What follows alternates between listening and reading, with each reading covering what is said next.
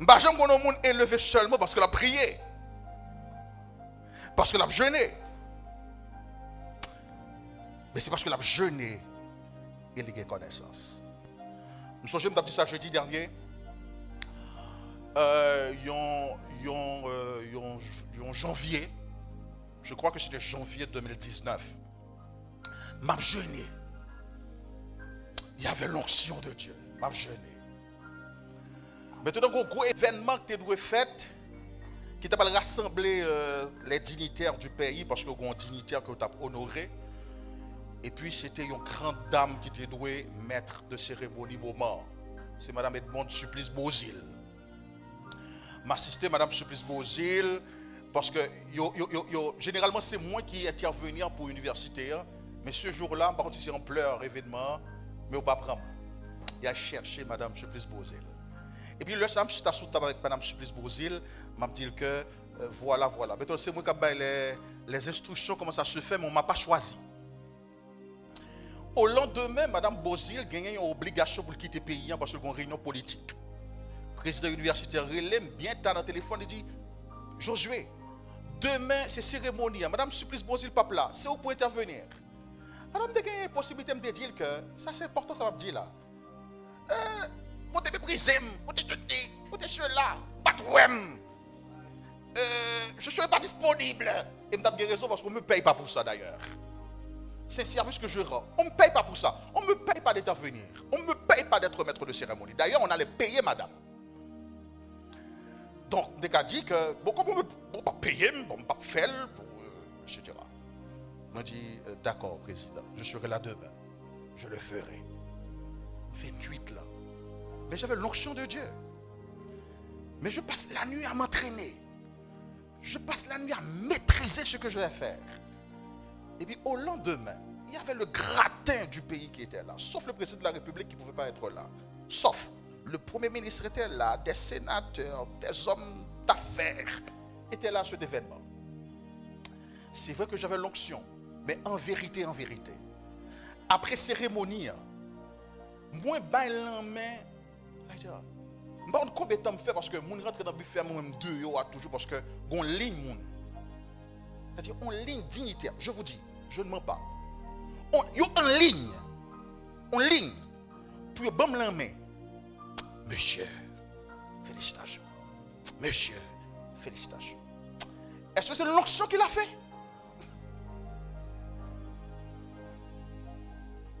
L'onction est importante. Mon moment de jeûne est important. Mais le Saint-Esprit avait besoin de ce que je sais. Je sais faire. Je maîtrise. Alléluia. Alléluia. Shekaba. Et vous savez, en ce jour, moi, joins une proposition de 3 jobs. Une ambassadrice vient bon job, vient offrir un job, il faut travailler avec moi. Un consul vient bon job, il faut travailler avec moi. Et le premier ministre qui était là voulait que je travaille avec lui. C'était le premier ministre Henri Seyan. Il dit, bon, je nomme ça, bon, monsieur ça. Pourquoi on m'a demandé? Parce que je priais beaucoup? Oui, mais c'est parce que je maîtrisais quelque chose. Les enfants de Dieu sont là où ils sont maintenant, dans le sous-bassement. C'est parce que tu es négligent. C'est parce que nous sommes médiocres. Dieu hait la médiocrité. Dieu hait la négligence. Et ça ne se donne pas. L'excellence ne se donne pas dans la prière. Écoute, la Bible en dit donc, la prière est importante. La prière est fondamentale. Dans 2 Chroniques chapitre, son verset que Jack Stanley partage avec moi, son trésor. 2 Chroniques chapitre 29, verset 11, son trésor. Bah, j'ai oublié verset ça. Bible en dit, dans 2 Chroniques chapitre 11, verset, j'avais dit, 29, verset 11. Well. Maintenant, mes fils, cessez d'être négligents, car vous avez été choisis pour faire mon service. Dieu veut, quand tu fais un service, il te dit, cesse d'être négligent. Cesse d'être médiocre. Fais tout ce que tu as à faire, fais-le bien. Voilà ce qui donne la promotion. Tu peux avoir beau prier de ta vie. Si tu es médiocre, tu n'iras nulle part. Malgré ta prière, malgré ton onction, malgré ton jeûne. L'onction travaille bien lorsqu'elle joigne l'excellence. La Bible dit dans Éphésiens, il dit que c'est le Saint-Esprit agit par la puissance qui agit en moi.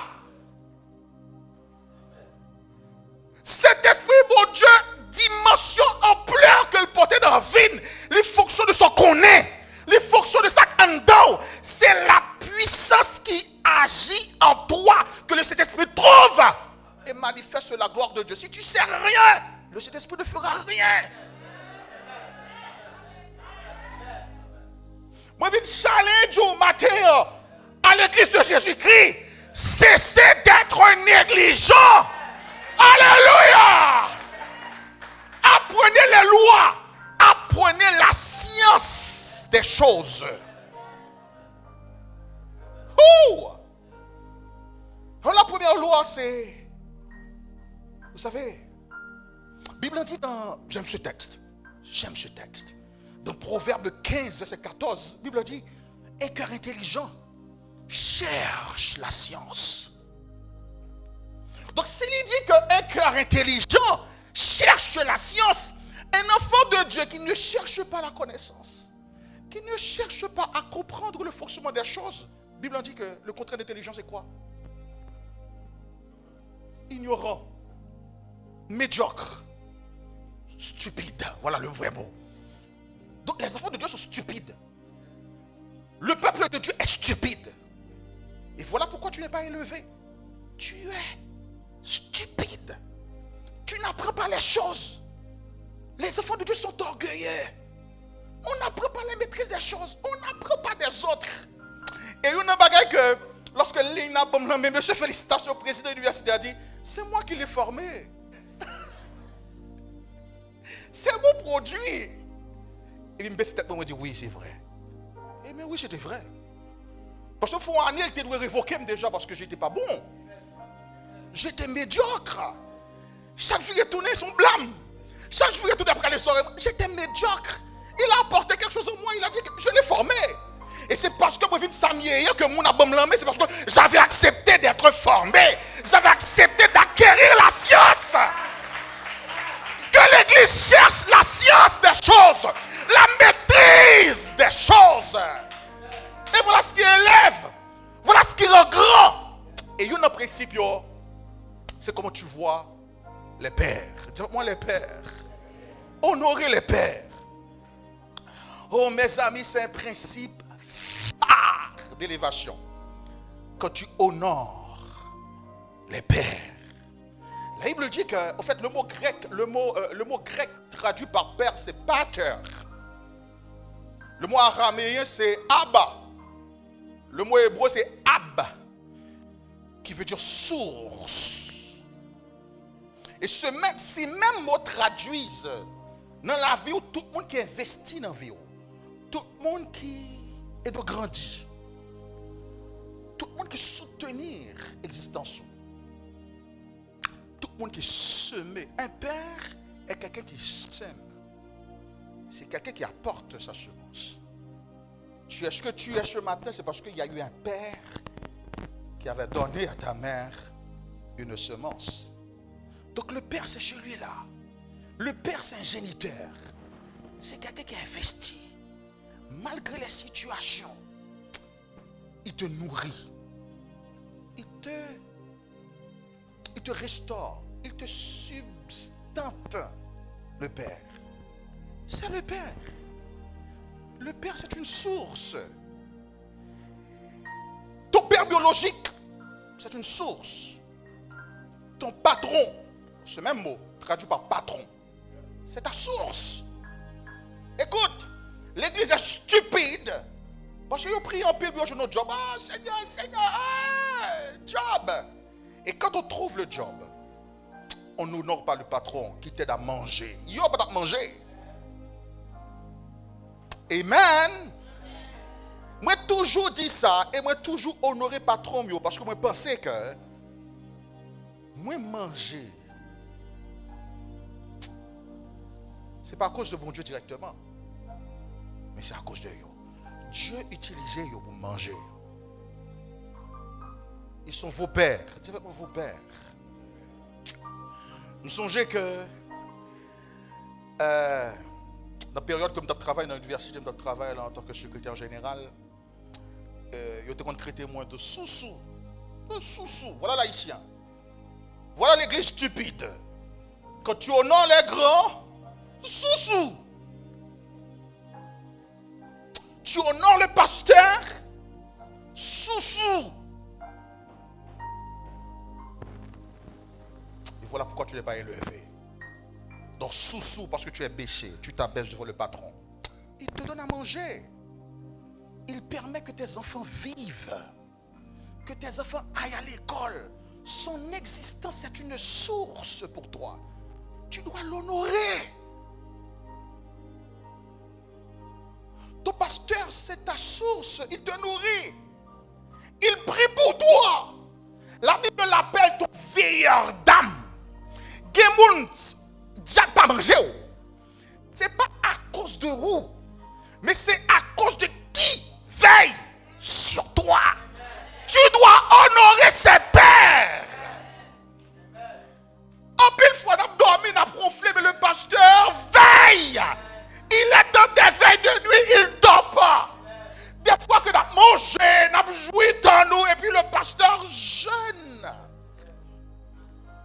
Il a dit, dimanche, nous allons manger poule, nous allons manger beau poisson. Nous constatons le pasteur Moïse, il jeûne.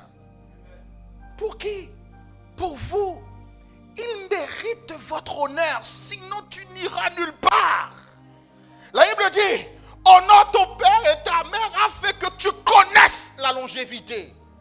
Si tu veux vivre longtemps, la Bible dit, honore ton père et ta mère. Voilà pourquoi tout son manière de parler longtemps. Les fêtes aujourd'hui, on le mourit demain. Tu n'honores pas les pères. On connaît mes frères et sœurs au paquet de monde qui est respectueux. Parce que tu respectes les règles, les convenances sociales.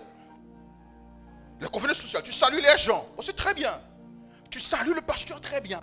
Tu salues le patron très bien. C'est le respect, c'est bien. Ou respecter les convenances. Tu es quelqu'un de poli, c'est très bien. Mais Dieu ne t'appelle pas à être poli. Dieu ne t'appelle pas à être respectueux. Dieu t'appelle à aller plus loin. À honorer. Si tu veux grandir. Il y a un auteur qui est dénoncé. Dénoncé, il dit que le pasteur pour nous arriver loin en hauteur. S'il pas monter son épaules, ils sont grands. Ou pas aller loin parce qu'on pas apprendre à monter sous épaules grands. Tu es orgueilleux. L'honneur est plus que le respect. L'honneur, c'est l'attitude en plus du comportement. Parce que tu peux respecter les gens dans ton comportement et dans ton attitude, tu ne respectes pas. Maman Léon là, c'est plus que l'obéissance, l'honneur, voire la soumission. Donc maman Léon, ok, tu viens et puis elle fait telle chose, tu respectes. Ou pas bougonner, tu le fais mais en dans le cœur. C'est mon nom, tu n'honores pas. Parce que l'honneur, son attitude qui reconnaît dans toute situation, c'est mon père. Mais tu te courbes. Peu importe ça le fait, tu te courbes. Dis-moi l'honneur. L'honneur. Bible en dit, dans 1 Samuel chapitre, regardez ce qui arrive dans 1 Samuel chapitre 1er verset 13. 1 Samuel 1er verset 13. Dis avec moi l'honneur. Verset 13, 20. Honorer les grands. Dans la culture haïtienne, chez les pauvres surtout, l'homme grand dans le monde là, comme si vous constatez que le monde dans le quartier il y a un cob. Et puis le cœur commence à gonfler. Si vous respectez lui, vous saluez lui normalement, je te respecte.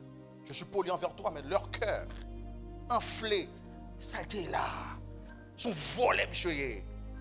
Le type a travaillé, il a appliqué une loi, il grandit dans la vie. Et puis moi, c'est volé, volé. Ou pas, elle était sortie là, ou elle était bâchée, volée.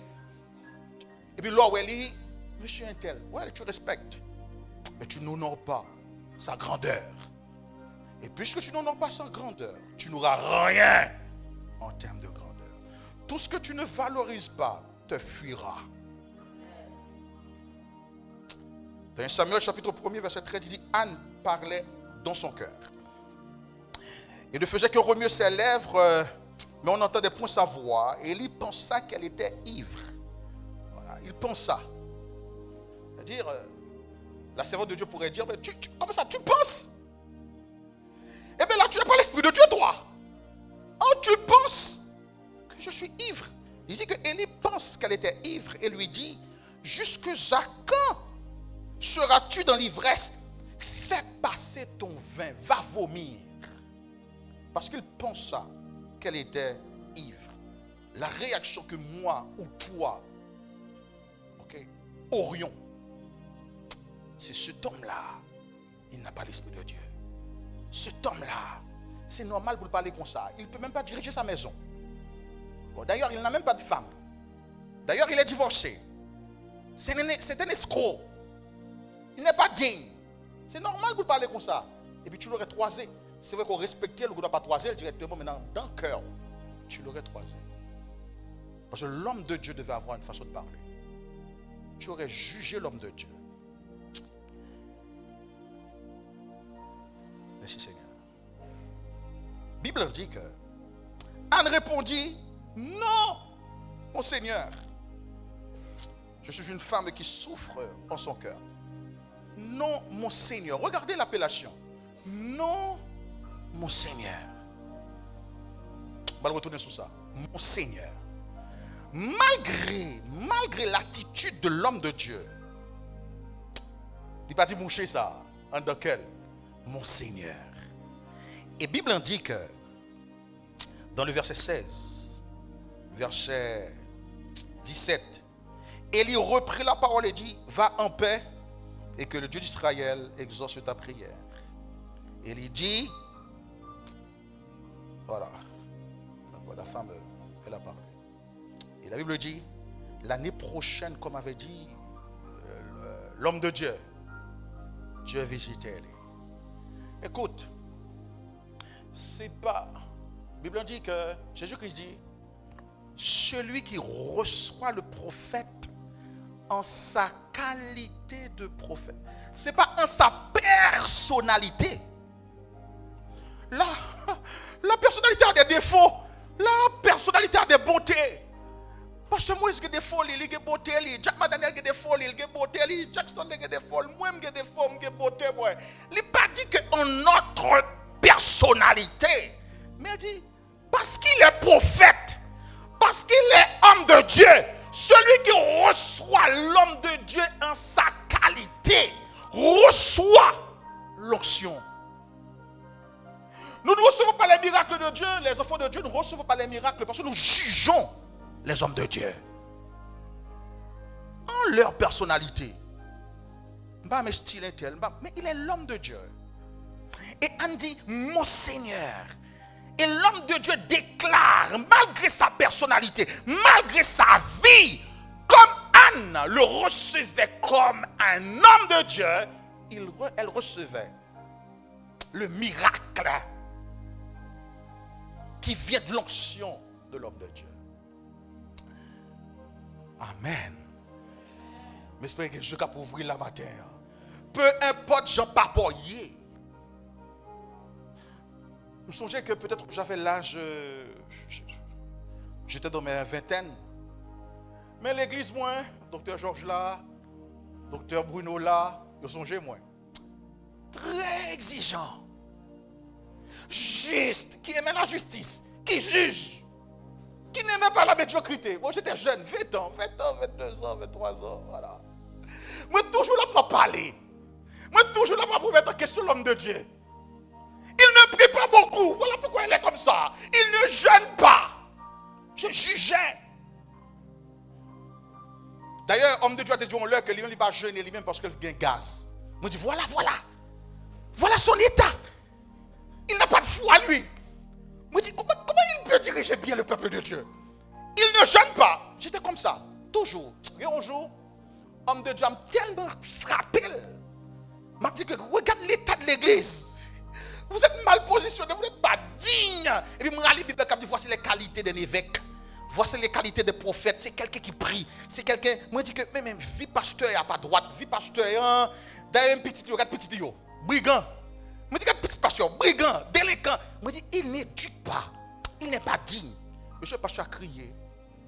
L'autre dans Josué, et puis Josué, après réunion, fier.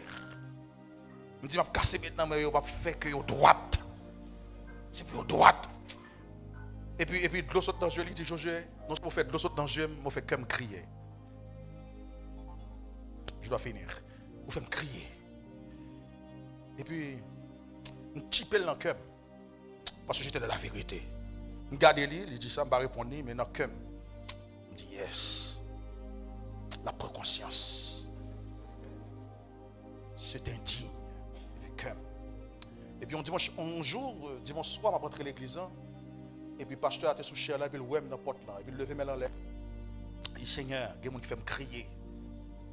Je me campe là, qui a cherché vie au pas, que vie autour de moi. Et puis littéralement, je me devant la porte là, je me vire dans le balai comme ça. C'est donc on voulait dire que tu n'es même pas un homme de Dieu. Quand ça va l'accomplir, je dis. Et puis je le méprisais. Il m'entrait à l'église et il me chita. J'étais comme ça, hautain, qui cherchait la justice, qui voulait que l'homme de Dieu soit de telle manière, frère, soeur. C'est l'époque que je me fais marier, moi je connais, moi je viens là, job que je me gagné, je rentre dans l'université, je plusieurs côtés m'a fait coup, Non, même semaine, par contre, qui folie qui prend. Gon job que aurait là dedans, je cours démissionner, et pourquoi même là dedans, je cours démissionner dans tout coup. On dit qu'on m'a dit chaud derrière.